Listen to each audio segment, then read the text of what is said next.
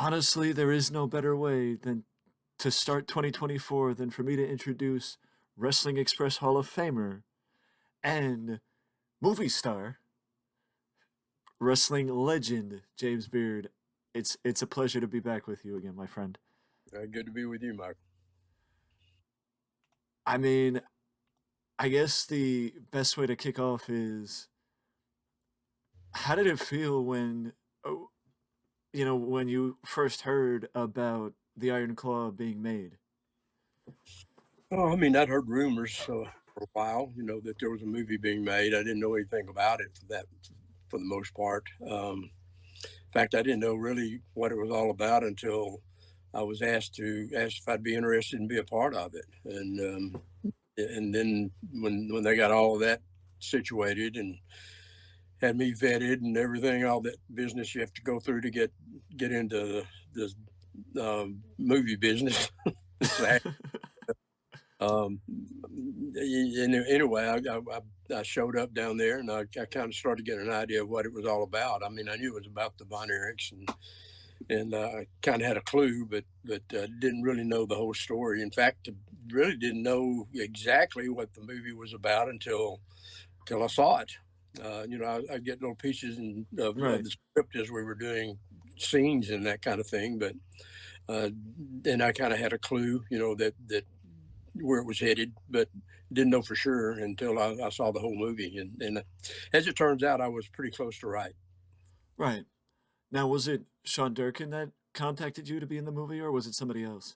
No, originally, actually, Tim Storm called me, and he had been talking to Luke Hawks, who's involved in movies and TV, and Luke was doing some of the casting for them, and Right. I'd known Luke for a long time, and he asked him if he thought I'd be interested in being a part of it, and I said, well, yeah, I mean, I'm interested in hearing about it anyway, and so Luke called, he kind of told me a little bit about it, and next thing I know, like I said, I was starting to get all this stuff from A24 and getting vetted and got all my information and a start date. And I was down there for most of November of 22, a little bit in December, and it was an interesting experience. Sure. Oh yeah, I can only imagine. I mean, after I mean, now is this how do I is this a story that you think fits Hollywood in that like it's both a story that like there's how the amount of stories that I feel personally being a fan of wrestling for 25 plus years, like it there's stories that fit Hollywood. Is the Von Erich story like one of those that fit Hollywood? Oh, I think it absolutely does. I mean, and if it's told correctly. Right. But you have to understand that it's a movie, it's not a documentary. And True. then some liberties taken with some facts and timelines and that sort of thing in order to make a movie. You got 147 minutes in this movie, which is a little over 2 hours, Right. and that's not nearly long enough to tell the whole story and be detailed about it. Right. Some things had to be left out, some things had to be changed, some things were added just for creative license, just to make it more interesting and how I put together. But if folks going into it and just watch it as a movie, which I think some wrestling fans have a hard time doing, but Oh yeah. if you just go into it and watch it as a movie and think of it that way, it's an incredible picture, and the story is compelling. I mean, it's sad, it could be a complete downer, but Sean found a way to bring it together at the end and give it kind of a positive feel. So, Yeah. yeah, a perfect Hollywood situation. Yeah, I completely agree, and I think it is actually the first movie that I went out of my way to see in theaters in probably over a decade. Yeah, it was exciting to see it the first time. Of course, when at the premiere, I was we were all jacked up and excited to see like a family reunion with all the stars and the people that were involved in the Right. movie and everything. And I'm sitting there, we're kind of reliving some of the shoot, while the movie's going on, and Right. And so the second time I saw it with some friends and family, I think it was a little easier to watch then because I was really just watching the movie, and it's just an incredible picture. I mean, Right. as far as movies go, it's as good as anything out there. I completely agree, and I will say when I saw the trailer, and this is not an exaggeration just because you're here, but when I saw the trailer, one of the first things I noticed, I was like, "Oh shit, I know that referee." Well, that we took a lot of pride in getting the wrestling scenes right and Yeah, making it realistic as possible. And I think that people will watch that and know that the wrestling scenes are probably the best that's ever been done in a picture.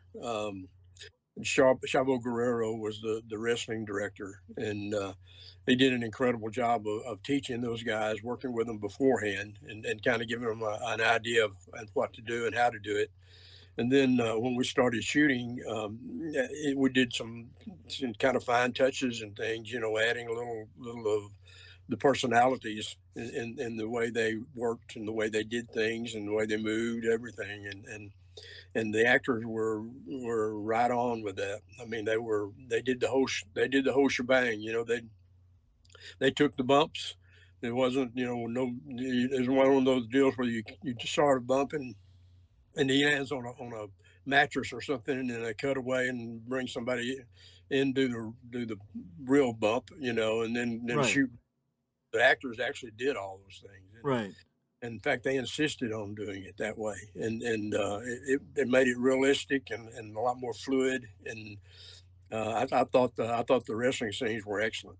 I completely agree, and I mean not to discount the acting of the others, but I think Zac Efron did a fantastic job as because he was the star as Kevin of the movie. Yeah, He did a fantastic job. and so easy to work with. He would ask, say, well, how would Kevin do this? And if he was doing something, I thought Kevin would do it differently, I'd tell him, and then he'd just snap right to it and do it that way. He was very cooperative and very easy to work with, and he just wanted to get it right. And all of them did. All those guys were like that, and it made the picture better, I think. Oh, I completely agree, and that's very pleasant to hear that um, somebody on the level of Zac Efron was so willing to work and make the movie as historically accurate as possible. He was very intent on doing that. I mean, R- and then since that time, he's gotten to know Kevin, and I think he even has even more respect for what we do in the wrestling business, and I've seen some interviews where he's talking about that, and it was a pleasure to work with those guys. They were all. Right. And I I'm not I mean, I know we've known each other for going on 9 years at this point, but I don't know if I've ever asked because you started in the fall of '82 in World Class, correct? No, I started around '86. Oh, you started in '86. Oh, Yeah, yeah. Yeah, a lot of the big times in world class had already kind of come and gone, but I mean it was still good, but it wasn't anything like what it was in '83 and '84. That was the real right. high. Yeah. So did you start in the business in '82 or No, I was playing music in those days. I knew oh, guys. I was around them, but really didn't even stick my toe in the water until I don't know. It might have been late '85 or '86, something like that. so you were how well, my question was how close were you to the Von Erichs when you were in Yeah, Dallas? I was very close to Kerry in particular, and then later on, Kevin and I rode together a lot, just the two of us, Right. and I knew them all, but those two were particularly close to. Chris, Chris wasn't around a lot, until later on. He tried to wrestle a little bit, so I was around him a little bit. Mike was the same way. David really, even though I knew him, he really had died before I got into the business. Right. So, but yeah, Kerry in particular, and Kevin. they were both very good friends. Kevin still to this day. I talk to him occasionally now. Well, I mean, I guess to put into perspective, because you've been in Texas your entire life, correct? Yeah, pretty much. Can you speak to how big the Von Erichs were in Texas in the 80s? Well, they were huge. They were rock stars. They were as big celebrities as any of the major uh, sports stars in Texas. You know, the Dallas Cowboys or Rangers or Astros or whatever, you know, Oilers, whatever. They were as big as any of those, and that's the way they were treated. That's the way the fans looked at them. It was unbelievable, actually. Hard to explain unless you were there. I completely understand. I completely understand. And I mean, I think I only understand because I know from, hearing interviews and hearing people talk about it how big the Von Erichs were.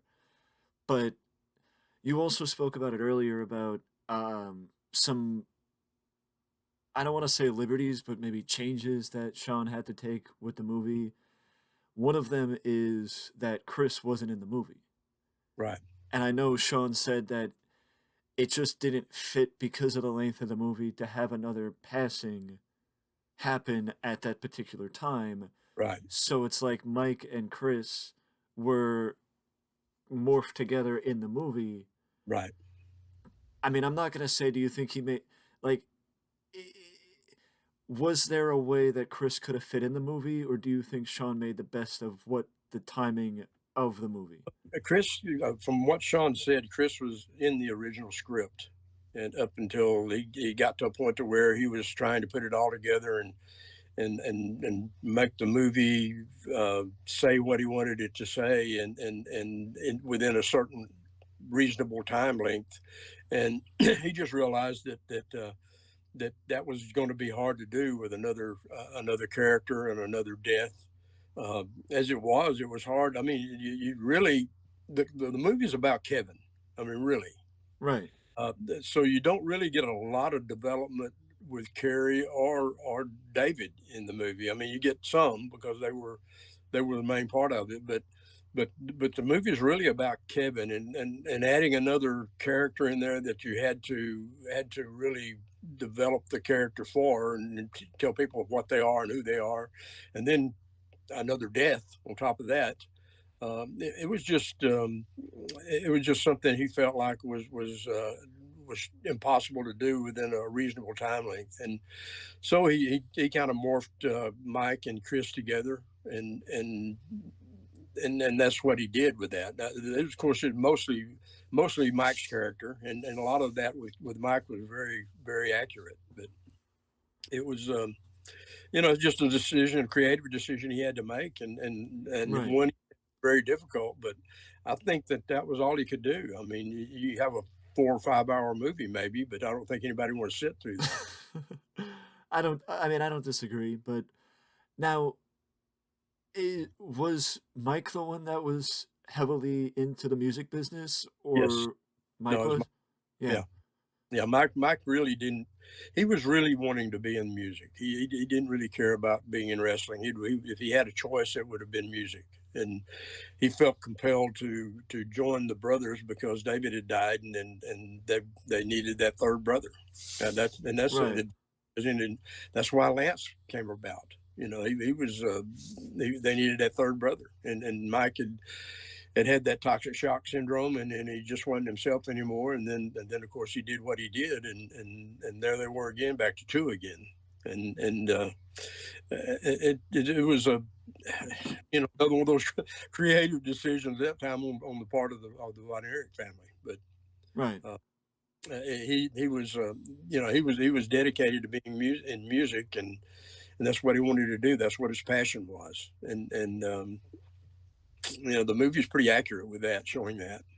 Yeah, I had no idea, but honestly, I really had very little idea of Mike, so it did shine a lot of light on Mike. And I also, as we are talking about it, I also was dumbfounded by the amount that the guy who played Harley Race in the movie actually looked like Harley Race.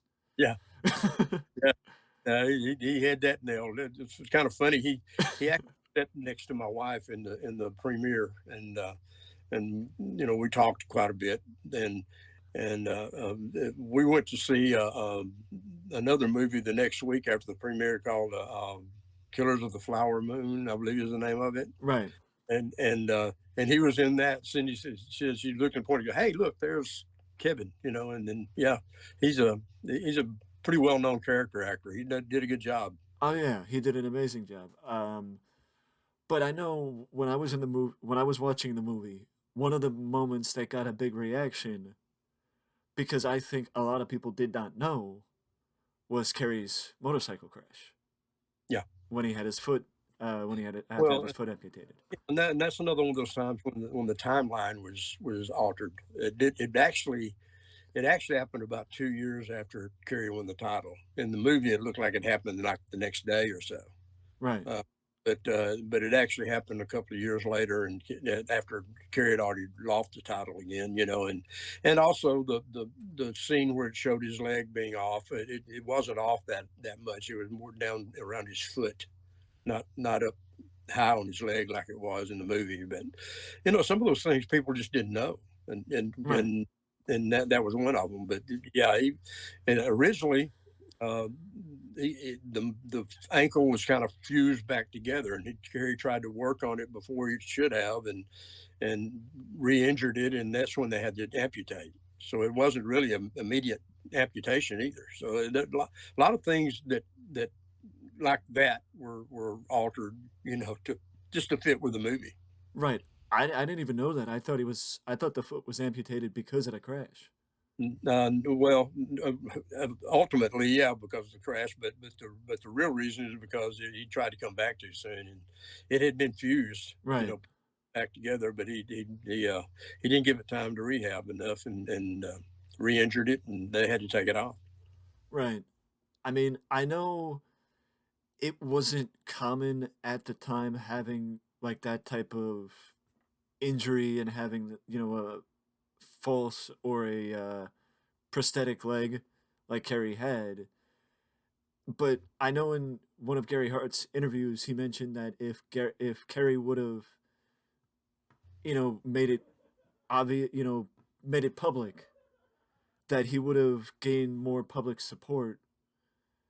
Well, yeah, it wasn't just the fact of the foot being a prosthetic or having that kind of injury that Gary was talking about so much. At that time, Gary believed, because Gary was already having some problems with the prescription drugs and that sort of thing, and that was causing some issues. And Right. Gary and a lot of us believed that at that time that if Gary had just come clean and telling people, look, I've got this problem and this is why, this is what happened to me, just been honest about it, he probably would have been a bigger hero than he ever was, and that's saying a lot. But Fritz really didn't want that to happen. He was afraid that would kind of soil the Von Erich name, which I thought was. I just think that was a bad decision. I think I think that if Kerry had come clean, it probably would have solved a lot of things. It probably would have made him a bigger hero, and probably would have put him in a position to get over it, and maybe what he ended up doing himself maybe would have never happened. Right. I mean, I think that what a lot of it is, and not just with the Von Erichs, but in general, it's just the proud nature, like the you pride, clouds some judgment in some cases. Well, yeah, pride has a lot to do with it, and ultimately that's kind of what this situation was there. It was a matter of pride, and he just I just think he would have been better off coming clean with it, and a whole lot of things may have changed if they had done that. Right. Um, I mean, there's I don't know if these are just rumors, but I genuinely do believe that if it is a fact based on the success of the Iron Claw, that I've heard that Chavo has been contacted about doing a movie about the Guerreros. Yeah, well, that wouldn't surprise me. I would think that the reception of this movie and the success of this movie probably is going to prompt some other wrestling related stories out there and that's a good thing, you know, if they as long as they're done well and I agree. you know and you know that would be cool. You know, and of course the Guerreros, that's another Texas family with a heck of a history. You know, I've worked with all of them except for the Gory himself. So, you know, they were quite a family. Well, I think that's a lot what some people don't realize is that back in the day, that Texas was actually much like how the U.S. was carved up into territories. Texas was split itself, with El Paso being for the Guerreros, San Antonio being with Joe Blanchard, Dallas Fort Worth with Fritz, and Houston being with Paul Bosch, and Amarillo for a time being with Dory Funk. That Texas was big enough to be split into that many different territories. I mean, I know Dory Senior passed in '73, so by that time, Amarillo was added to another region. Well, actually, the boys took that over for a while, Terry and Dory Jr. Right, Then they ended up selling it to Dick Murdoch and Black Jack Mulligan, right, and they ran it for a while. And but yeah, that was a that was an area up there in northwest Texas, and it covered a little bit of New Mexico and I think a little bit of Oklahoma, the western part of Oklahoma, and I think they even went up into Colorado a little bit sometimes. But and yeah, that was part of that was one area, and then the El Paso area, Gory Guerrero had that down that way, and then San Antonio with the um, Joe Blanchard, and then the Dallas territory, which actually was originally a Houston territory, and they got taken over by the Dallas office, and Paul Bosch was actually a part of the Dallas office. He right. didn't really have territory. He just had a show. It was part of the Dallas office, a booking office, and but he kind of went on his own. Oh. He kind of went on his own booking whoever he wanted to book. So that was an interesting situation as well. But Well, um, yeah, that because I remember Gary talking about because Gary booked for Paul Bosch, so that would explain why. right, well, he was actually booking the Dallas territory, Right. booking guys for Paul Bosch, but Paul would go out and book guys from WWF and Mid South and Memphis and you name it, AWA, whatever, and just bring Yeah, them in. and that Yeah, would it drive. caused Gary quite a few his headaches as a Yeah, book. I could. Yeah, Yeah, I can imagine. yeah, So that's why Houston was a part of the Dallas booking office because yes, Houston was just a show; it wasn't its own company. correct, yes, That yeah, makes sense. That yeah. makes sense. Because now was San Antonio a part of the Dallas office? Because I know No, Fritz was the well, one at that one put time, Joe in charge, though. yeah, one time San Antonio was a Dallas town, but Joe took it over. He made his own territory down there. So He, that was after Fritz put him in charge, because Fritz was the one that put him in charge of San Antonio, correct? yeah, but Joe separated from world class and Okay. had his own TV, his own USWA at one time, as a matter of fact, Right. Yeah. and USA. I'm sorry, USA, and and uh, yeah, it was a totally separate territory from Dallas. After Joe got down there and did that, yeah, Right. Right. Um. Yeah, because I know Gary filled in what he could on the Texas history in his interview that I watched. yeah. Um. Now I have also heard in the early rumblings that Jim Ross is behind a potential Mildred Burke biopic.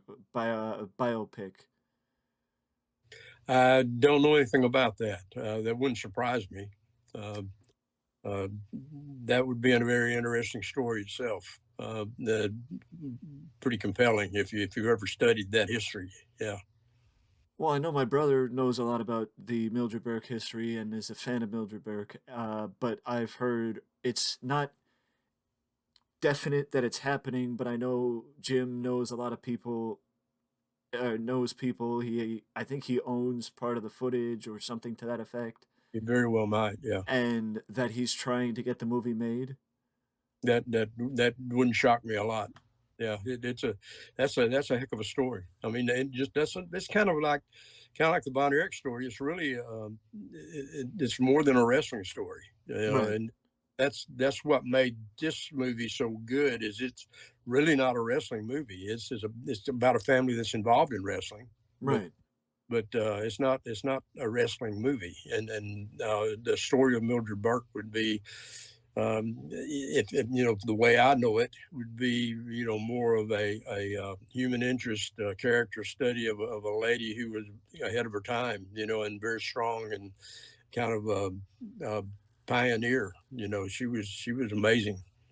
I've heard nothing but good things about, and that's when I speak about, because I've spoken about the collection that I have of memorabilia, which has grown exorbitant amounts over the last couple of years. And when I would speak about women's wrestling back in the 80s, people are a little taken aback when I say that women did not work for one company. They were attractions Right, in certain areas or in certain respects, loaned out and uh, agented by Billy Wolf, which was Mildred's husband. right, right. Well, and Mula. Yeah, and that happened later on with you know, the whole women's organization was that way from I don't go that they ever had a women's wrestling league until, you know, maybe maybe Glow. I don't know. Yeah, Glow or Wild Women of Wrestling or Yeah, like that. Yeah, they were just an individual attraction booked out by one person. You know. yeah, yeah, yeah. Um, well, is there one? Because I know I mentioned the Guerreros and now I mentioned Mildred Burke with the success, the unquestionable success. I think. I mean, honestly, I think that I wouldn't be surprised if they get some awards buzz because of how well they did in the movies. Zach and Jeremy Allen White, and I have the actor who played Fritz. Yeah, yeah. Hoyt McAnally Yeah, and Stanley Simmons, who played Mike, is getting a lot of attention too. I wouldn't be surprised if they got awards buzz. Well, It would be nice to see it at least yeah, nominate things. I think it's definitely worthy of that. right, I agree. Um, like, is there like even Chavo? I would say because this isn't the first time he's done, you know, being been the wrestling director because he was the wrestling director for Young Rock. Right. Like even Chavo with like I guess stunt coordinator, would you call it? Well, he was the rest. The title was wrestling coordinator. Right.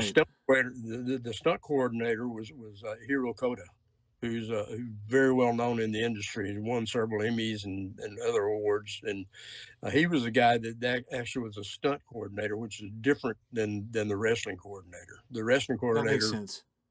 was just about the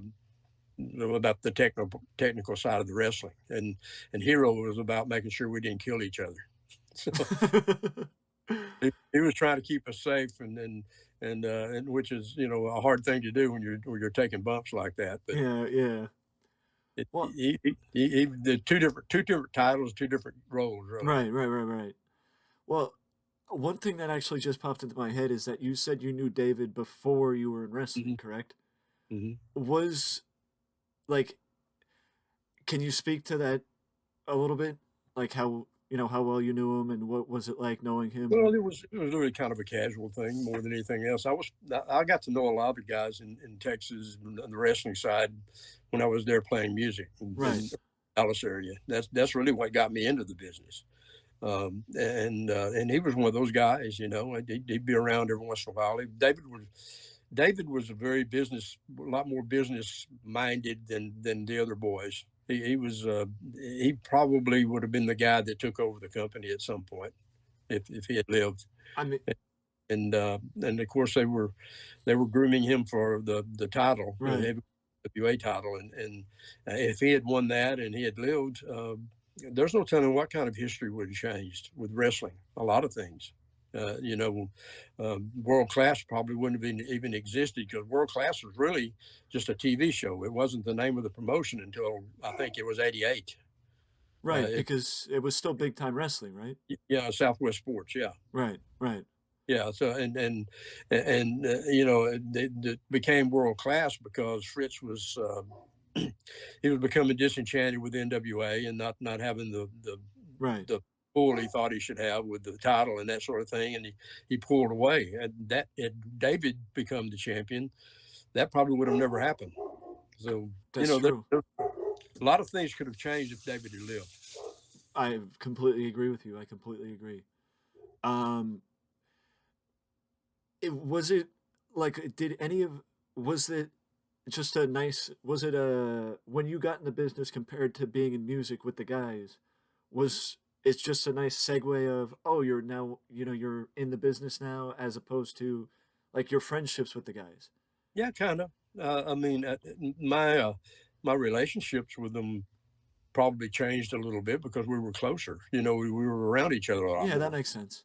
You know, it was a lot less casual than it was before. You know, and I was, and when they came to see me, I was the star. You know, then when I go to work with them, I'm Yeah, the supporting actor. You know, and that was a change of roles for me, which is fine. I didn't have a problem with that, but yeah, the relationship changed somewhat because you just get closer to guys when you're working with them every day, and right. you know it's just like the musicians I worked with. You know, I was closer to them. You know, at one time, and then you're not around them every day. You kind of grow apart. You have different interests, different things, going different down a different path. You know, Right. and that's just the way it is. Now, was it a natural segue, or did one of the boys open the door for you to get in the business? Oh yeah, they did. They didn't open the door. They just threw me through it. Brewster Brody was a big part of that. He basically just told me I was going to do it. You know, he kind of like, I think you need to do this. I think you could do this. And I Right. thought, and I just kind of stuck my toe in the business a little bit at first. I didn't go full fledged. I was still playing music when I first started doing some work. And next thing I know, I'm getting more in demand and booked here and booked there, and next thing I know, I'm working in the sportatorium, you know, Right. and then I'm going to Japan, and I had to make a choice, you know, I'd get completely music and do this, and then that's what I ended up doing because of the situation, really. Right. Now, I mean, I know I spoke about it a little bit earlier, but is there a story? I mean, I know it might be hard to narrow it down, so if you want to name a few, but is there a story with now the success of Iron Claw that you would like to see be made next on the wrestling business? Oh wow, you know, I mean, those you mentioned would be great. I'd love to see a story about the Guerreros. They were incredible family. You know, if you go all the way back to Gory and what all the influence he had in the business and everything, Right. you know, the Funk family. I mean, all those. I think you almost have to have a family dynamic to make it really cool. But you know those would be great. The Mildred Burke story would be a wonderful thing to see. You know, but because I think there's a great story there. Right. There's a lot of others. I mean, there's tons of things that in the wrestling that you could make into a really good movie. I don't know that I have any one in particular that would jump out at me right now, you know, I'd welcome that the business starts to get the kind of exposure as long as it's done well and not, you know, most of the time wrestling movies or movies about wrestling have been kind of campy, Right. kind of borderline comedy, and not really serious, you know, Hmm. cartoon bit, you know, and this movie takes it serious, Oh and yeah.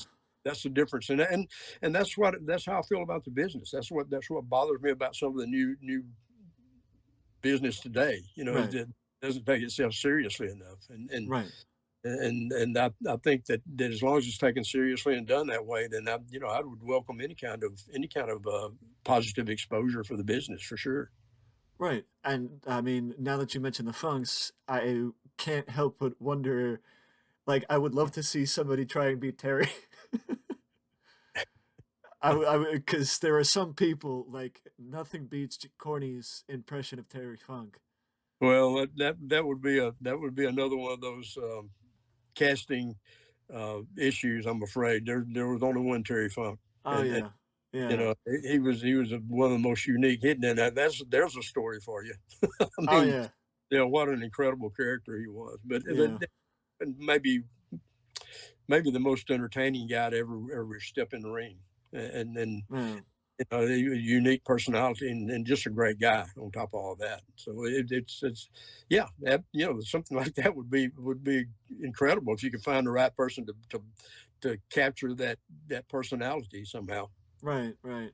And I mean, I know I've said it that, and just to build off your point of wrestling not taking itself seriously, I think that a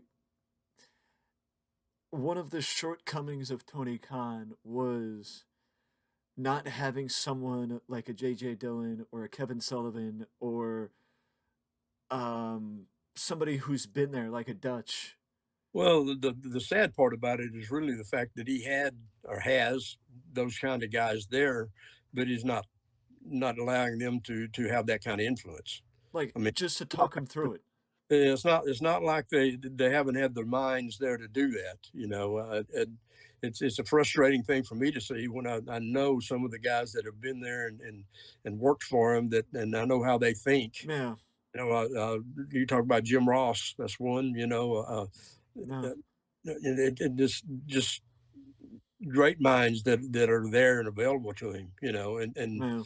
even more, that are out here, if you just look for them and seek them out. But it's like it becomes almost like a play toy sometimes to a guy, Well, and yeah. it's kind of sad to see that wasted. Well, yeah, and that's where I mean, I'm not gonna be the guy that says that Triple H is perfect, but I feel like Triple H has always been more of a student of the game Yes, he has. than He's Tony. he's he's got a very traditional mind about the business. Right.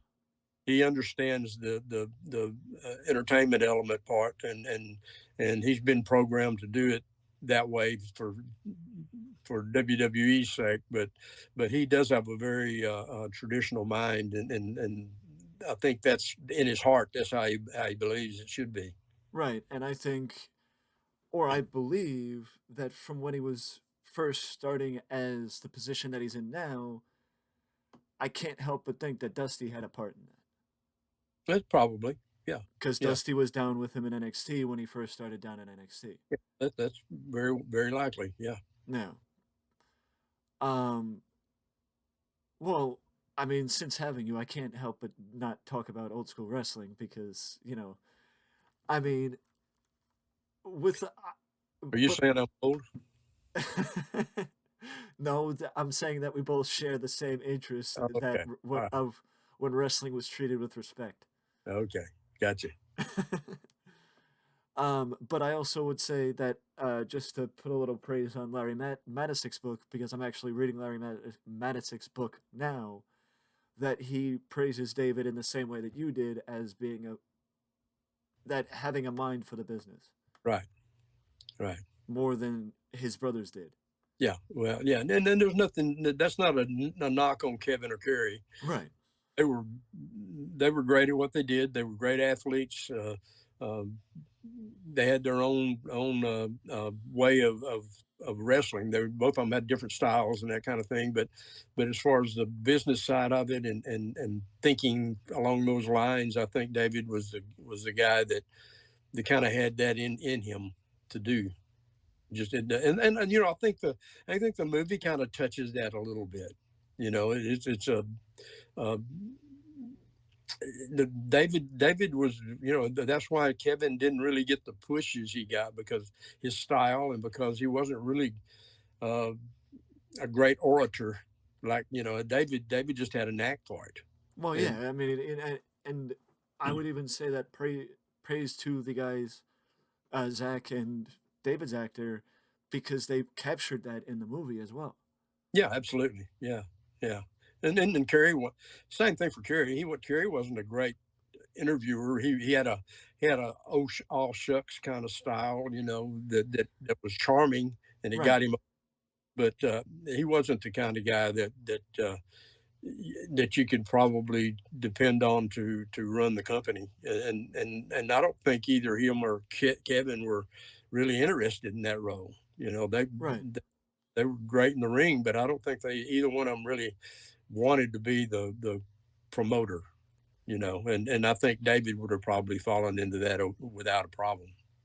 right, and that's like you even saw that at the end of the movie when Kevin sold to Jerry Jarrett. Right. Were you still with World Hmm. Class when Yeah. they sold to Jerry? Yeah. Yeah. I was there when that transition, and then even I was beginning to go to a little bit later. I just beginning to go to Japan. So during all that time, and um, I was there when the around when it changed back to Kevin again, and they tried to restart World Class, but they didn't have TV, and they just didn't have a chance really. Right, right. Well, before we wrap up, I just wanted to ask because I didn't even realize that you worked with the Guerreros. What was it like working with Mondo? Oh, all those guys were incredible. Uh, uh, just incredible athletes. That all of them were technically perfect. Uh, Chavo Senior, probably the best of the bunch in that regard. But and then Hector, Hector was really kind of like Eddie before Eddie, and so was Mondo to the Right, same, and they were just incredible, right. incredible. Yeah, boy, you didn't have to worry about your matches being quality matches when you had a Guerrero in there. I mean, that's every. I mean, but I mean, that shows the praise that the reputation that the Guerreros had. Yeah, absolutely, 100%. Um, so does that mean? I mean, I'm guessing that was like one of those moments because you've probably known Chavo for like decades at this point, no? Well, I didn't know Chavo Jr. that well until, I don't know, a few years ago. I worked with him the first time. Right. And I worked with him a couple other times after that. He was working with WWE, Oh yeah, that's yeah. but yeah, I knew his dad and his uncles, for a long time before that. Right, right. Um, now, well, I will have to, I do have to ask of if, um, well, first, at this point, I Jeff Jarrett is like a novelty in the company that he's in. He's one of a kind Yeah. because he's the only one. It just seems effortless for him that he can snap into it and get heat with no question, nothing. He's Like a pro. right, and it's like you said that you kind of forget that he's there. Not to say, oh, top of the card, world champion, whatever the case is at this point, because I mean, he's doing he's working as much as he wants at 50 plus years old or however old he is. Is there? Because I know Tim Storm is in that category of 50 plus, 50 plus, which I mean, he doesn't even look fit. He doesn't in the shape that he's in. He doesn't look in his 50s. Neither does Jeff. But is there something? It's like something about the business that you know. I guess what I'm trying to ask is there more room for people like Jeff? That is it only because he's the only one doing his act, or is there more room for people like him? Well, there's plenty of room for it if they just allow it. Um, I would rather watch a Jeff Jarrett match than 90% of the stuff that you see on TV right now, Right. because it's going to be technically sound. It's gonna tell a story. It's gonna mean something. Yeah, I mean, it's as far as I'm concerned, there's plenty of room for that. And in fact, that I wish that was all there was. But there was a time when you really didn't hit your prime in wrestling until you were sometime in your 30s, maybe even late 30s, early 40s, Oh and yeah, I mean, yeah, that was common, at one time because it takes a long time to really grasp everything about this business as far as the psychology goes and how to learn how to pace a match and to time to put a match together on the fly, and tell a story in a match that keeps people interested and makes them want to know how it's going to end, and until it ends, and instead of just doing spots.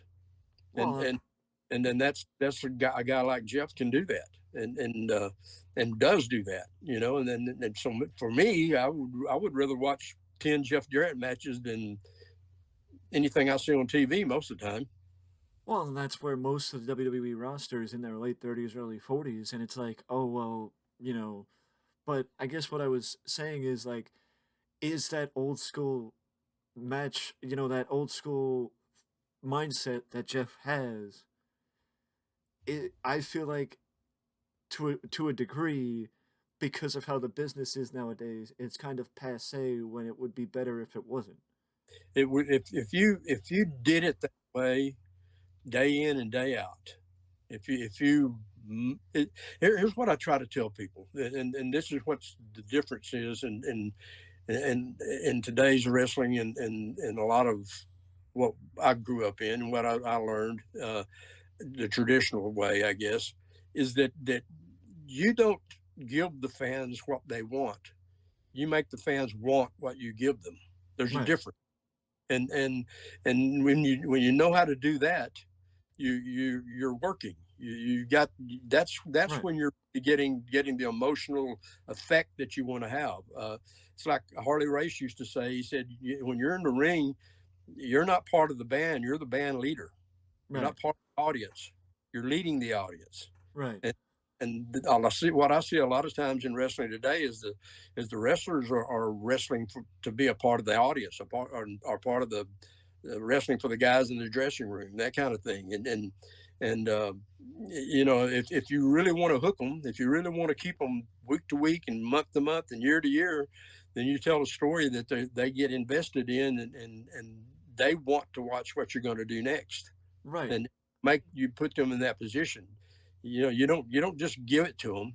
You make them want that. Right.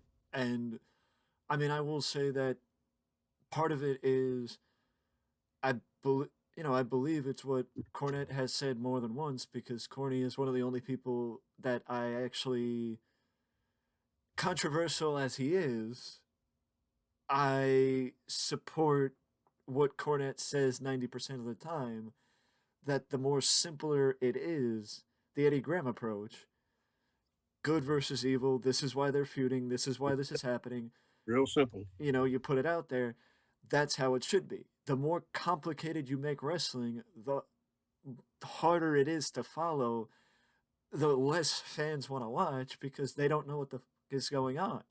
That's it. That's it. It's really not that complicated. It's really not. And it's just like making movies, like making a TV show, writing a book, whatever you're doing. If you go into it and develop those stories step by step and lead into a satisfactory conclusion, then and if you know how to do that, then you're going to have fans that'll keep watching you and keep coming back to you, and that's the key to wrestling. And that's why wrestling hasn't grown in the last several years, is because they're playing to the audience, not dragging the audience along with them and building an audience. Well, and that's what, not to take a shot again at a certain Florida-based company, but that's what they're doing. But that's, Just um, yeah. But that's also what I noticed yesterday when The Rock returned. The Rock and his promo and just his presence, I got goosebumps watching him. nobody today gives me goosebumps like The Rock does. Well, that's because he's touched on that emotional thing for people, and that's what he's done, and that's who he is, and you know, people long for that. Really, I think they really want that, even though that they all seem to be curious about the insides and want to know this and want to know that Right. before. I think the truth is that if you keep making them want it, they'll keep coming back to see how it ends. I completely agree. I mean, it's like Jerry Jarrett used to say, when, or I think it was Jerry Jarrett, when you're driving down the street and you see a fight, you're not going to want the bigger guy to win. You want the underdog to win. Yeah, absolutely. It's not that difficult. Yeah. But I mean, would you agree that part of what makes The Rock the way he is the fact that he learned that that I know The Rock is a student of the game. That I believe Cornette told a story about how Rock found videos of Austin Idol. The guys that got over or get over are the ones that understand that concept, Right. and they stick with it. You some of them might get a little repetitious sometimes, and sometimes they get a little uh, cartoonish, I guess. But the ones that understand that concept, they're the ones that get over and stay over. Right. I mean, the perfect example of that is King is still over. Jerry Lawler's still over in Memphis. Yeah, yeah, yeah, Yeah, Lawler's still over in Memphis. But yeah, I yeah. mean, if I had to say the last question, it would be when you got that phone call from Tim Storm, was that one thing in your career you never thought would happen, that you never thought you would be in a movie? Yeah, that's probably true. I mean, I'd done a couple of TV shows back in the day. I did a couple of Walker, Texas Rangers back when they used the Sportatorium a little bit for a TV show, and but I never. I mean, everybody dreams about being in a movie. Right. At some point, somebody go, "I could do that," but no, I thought, at my stage of my career and age and everything else, that's not going to happen, and uh, again, the call from Tim wasn't unusual, but the subject was, Yeah, yeah, yeah. and that yeah, that led to a very unique experience, and probably one of the most satisfying experiences I've ever had in this business. When I did my last scene, uh, and that my last scene was the one with Kevin and Flair, that match, and Right.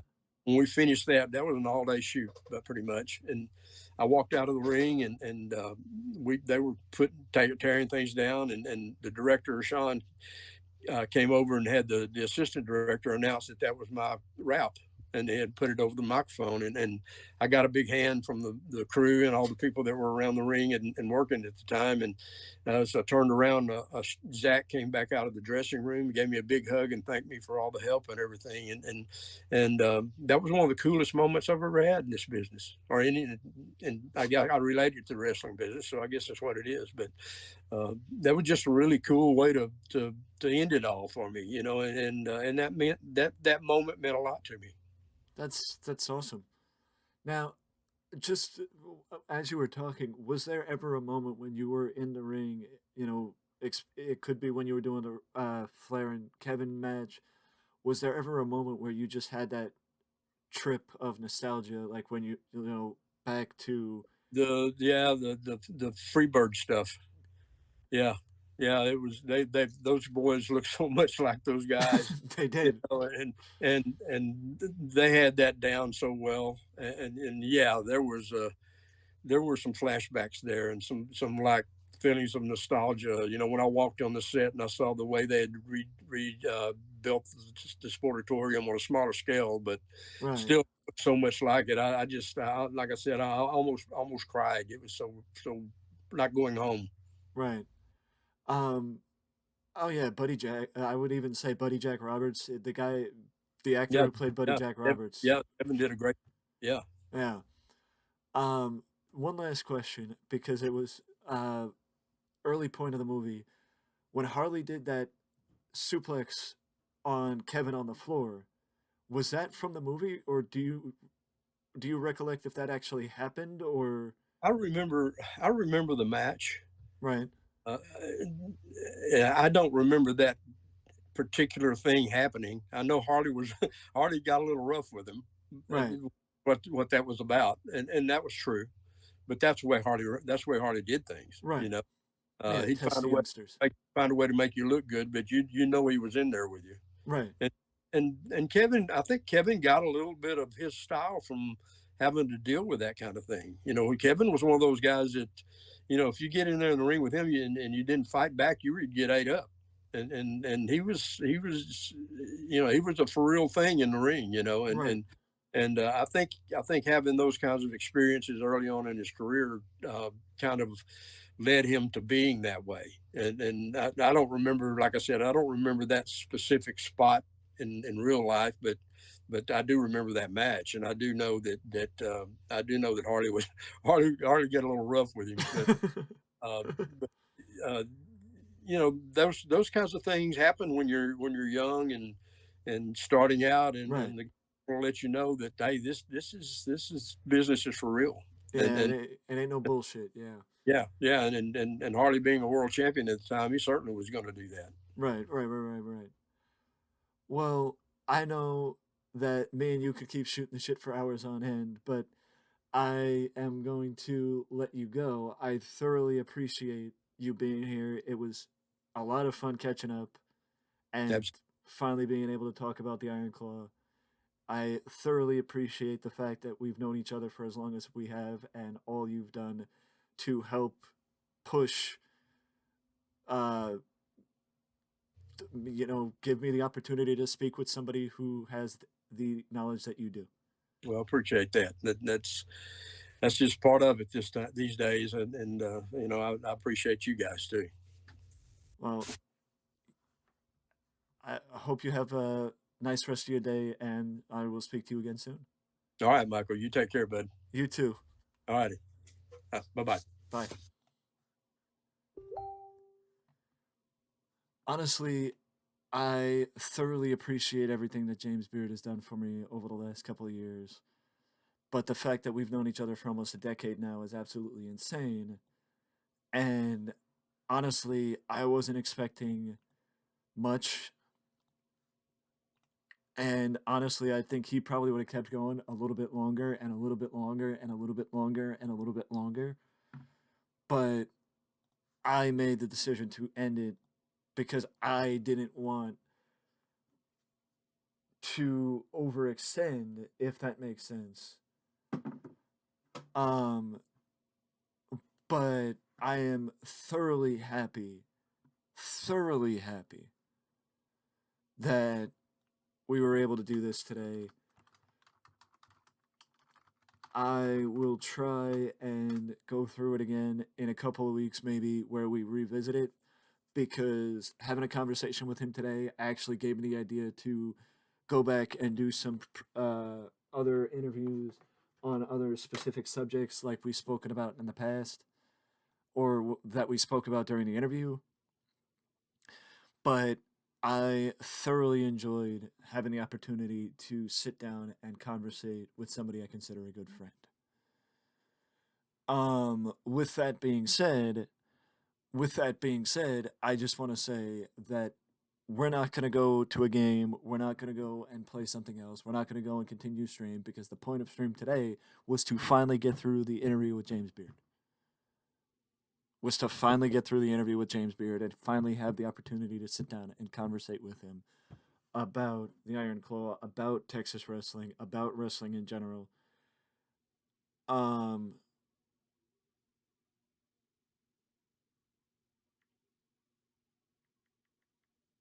and just focus on what we wanted to talk about, and just shoot the shit about professional wrestling, and I know that it might not be the popular choice to do, but the fact of the matter is, and I probably could have chosen a better choice of title, to be honest with you, but the fact of the matter is, I will do this every single time, 95% of the time, because this is the most fun I had on stream in quite a long time. No, I did not plan out any of this. I winged most of this, and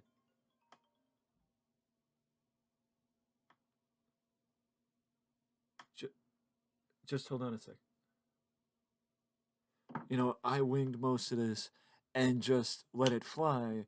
But the fact of the matter is, I'd rather do this every single time because I had a lot of fun. I miss doing the conversation streams. I miss doing the conversation streams. That's all I'll say. But with that being said, I'm not going to keep talking and keep going for exorbitant amounts of time. I'm going to end it here, and I will see you guys on Thursday for the next stream.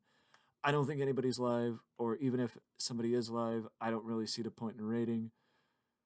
So I'm just going to let it go, and I will see you guys again soon. Much love, y'all.